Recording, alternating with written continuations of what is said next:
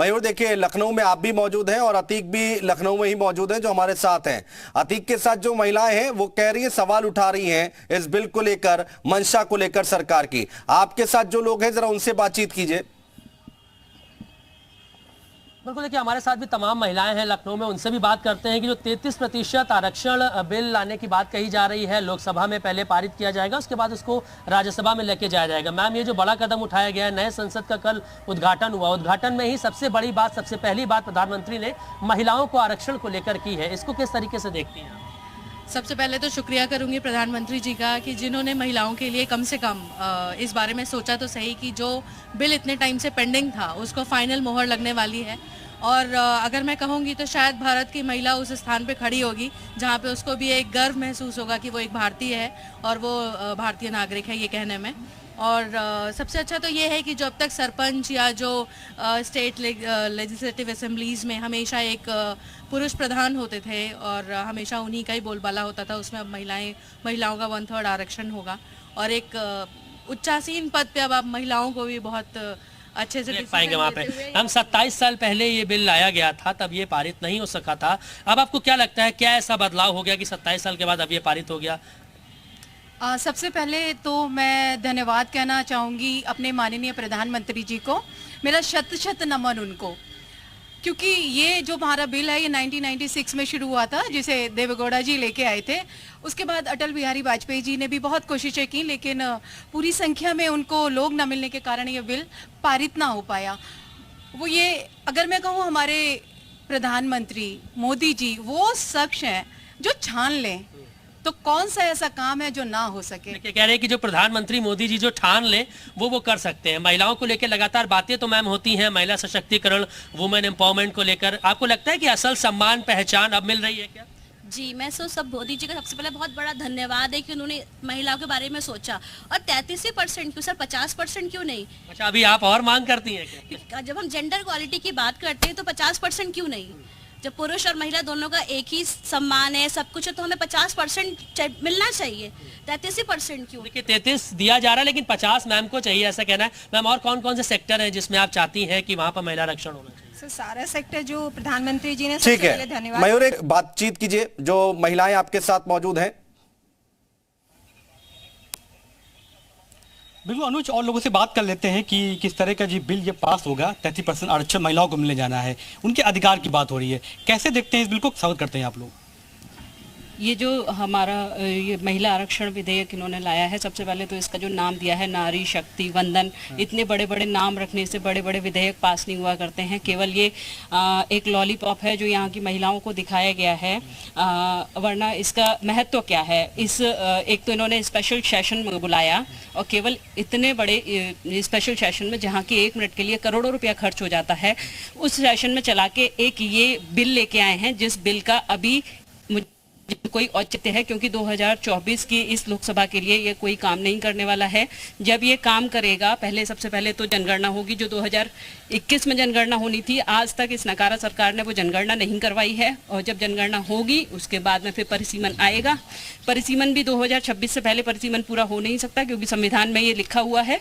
और इसके पश्चात में मैं ये कहना चाहूँगी कि 2029 या 2034 की लोकसभा तक ही ये कार्य कर सकता है। तो इस समय इतनी उत्तेजना के साथ में इस बिल को लाने का क्या औचित्य है, मैं ये बात कर लेते हैं। क्या लगता है कि इनका कहना है कि जिस तरह से चुनाव अभी आने वाले हैं, इसका कहना कि फायदा नहीं मिलना है और परिसीमन जनगणना के बाद ही इसका फायदा मिलेगा, 24 मिल पाएगा, कैसे देखती है इस बिल को आप? देखिए, सबसे पहले तो ये कि जो ये बिल लेके आए हैं, क्योंकि जब से इंडिया गठबंधन बना है तब से ये डर गए हैं। इनको ऐसा लगा कि मेरे पैरों के नीचे से जो है जगह खिसक रही है, तो इन्होंने महिलाओं को लुभाने के लिए ये बिल लाया, क्योंकि ये बिल तो पहले ही हमारे एजेंडे में था, कांग्रेस के एजेंडे में था। और फिर दूसरी चीज ये कि इन्होंने जो ओबीसी महिलाओं को नहीं रखा है, ये सबसे खराब बात है। ये पहले अभी ये खुद ओबीसी हैं, प्रधानमंत्री जी खुद ओबीसी हैं, और अगर ये ओबीसी खुद होते हुए भी ओबीसी महिलाओं को अगर नहीं रखेंगे तो महिलाओं क्या मतलब है इस बिल? जी बिल्कुल, अतीक रहिए आप हमारे साथ। और देखिए, लखनऊ से 2 तरह की बातें निकलकर सामने आ रही हैं। अतीक के साथ जो महिलाएं हैं वो इस बिल से सहमत नहीं है, और मयूर के साथ जो महिलाएं हैं वो इसका समर्थन कर रहे हैं खोलकर। प्रमोद अलीगढ़ से हमारे साथ है और अतुल यादव हमारे साथ गोंडा से जुड़े हुए हैं। प्रमोद, मैं आता हूं आपके पास, लेकिन अतुल, जरा एक बार गोंडा की जनता से बातचीत करने की कोशिश कीजिए। तरीके से एक बार फिर से केंद्र सरकार ने महिलाओं को एक बड़ा तोहफा देते हुए कल लोकसभा में नारी शक्ति वंदन जो कि महिला आरक्षण बिल है उसको पेश किया, लोकसभा से पास कर दिया गया है। कल गुरुवार को राज्यसभा में पेश किया जाएगा और राज्यसभा में कर गया। हमारे साथ बात करने के लिए गोंडा की कुछ महिलाएं, इनसे बात करते हैं कि इस नारी शक्ति वंदन जो कि ये बिल महिला आरक्षण को लेकर इनका क्या राय है। तो सरकार ने बिल लेकर आई, इसको लेकर क्या राय है? ये बहुत ही अच्छा बिल है। हम महिलाओं के लिए हमेशा से ही सरकार अच्छा काम करती थी और ये तो और भी अच्छा ही काम किया है हम लोगों को। अब लोकसभा में भी हम लोगों को आरक्षण मिला है, हम लोग को सीट मिलेगी, हम लोग सांसद लड़ सकते हैं, विधायकी लड़ सकते हैं, तो ये तो हम लोगों के लिए हमेशा से अच्छा है। किस तरीके से देख रहे हैं बिल्कुल इस तरह की सरकार ने आप लोग को 33% आरक्षण दिया है? हम लोग के लिए बहुत ही अच्छा करा है ये सब। इससे महिलाओं को बहुत ही अच्छा वो मिल सकता है, कुछ भी आगे बढ़ना चाहे किसी भी चीज में तो आगे बढ़ सकती हैं, तो सब हम लोग के लिए तो बहुत ही अच्छा है। और मोदी जी बहुत ही अच्छा काम कर रहे हैं महिलाओं के लिए।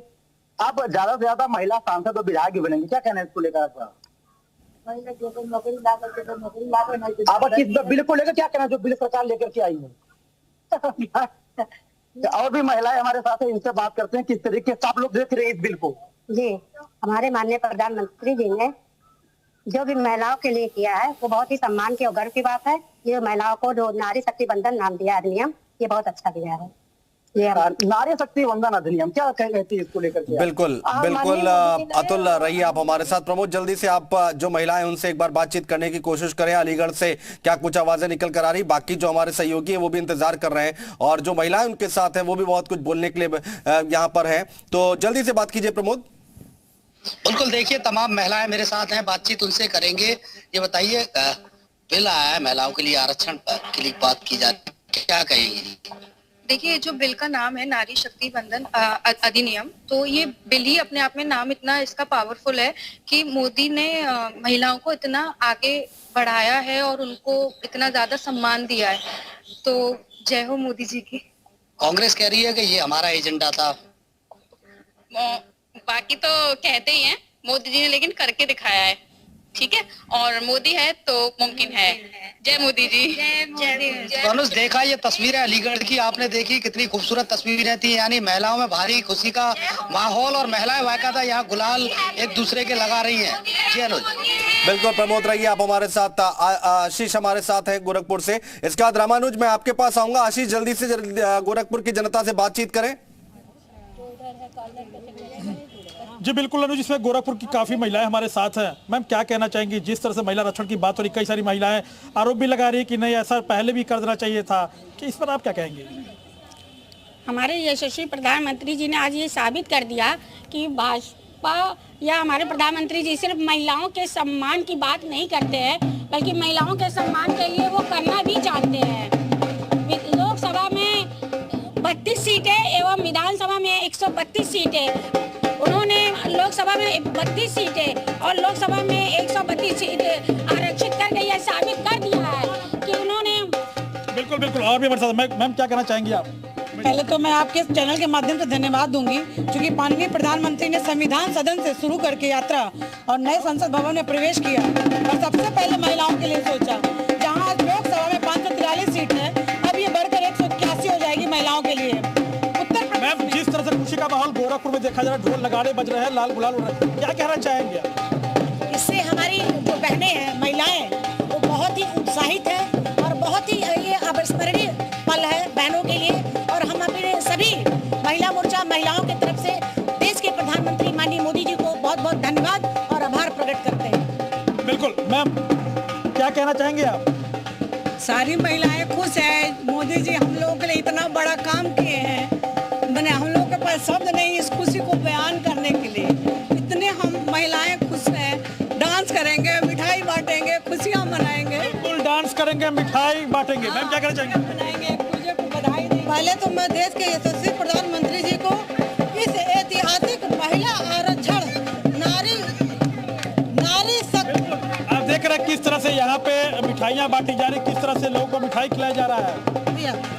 नारी शक्ति वंदन अधिनियम जो यह लागू हुआ है, 27 सालों से यह बिल लटका हुआ था।